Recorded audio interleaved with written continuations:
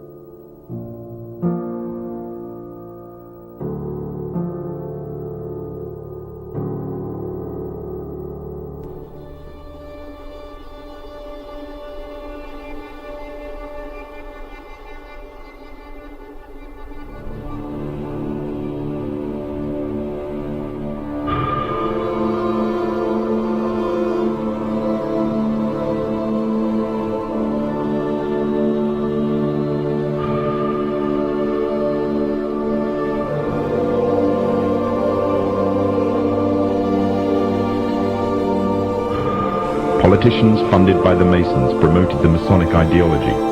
The secret lodges of the Masons were open to members of the French army. High-ranking officers and generals were indoctrinated to the Freemasons' way of thinking. With the people, the politicians, and the military of France under Masonic control, the Masons could finally strike. Freemasonry has worked in a hidden but constant manner to prepare the revolution. We are then in complete agreement that Freemasonry was the only author of the revolution, and the applause which I receive from the left, and to which I am little accustomed, proves, gentlemen, that you acknowledge with me that it was Masonry which made the French Revolution.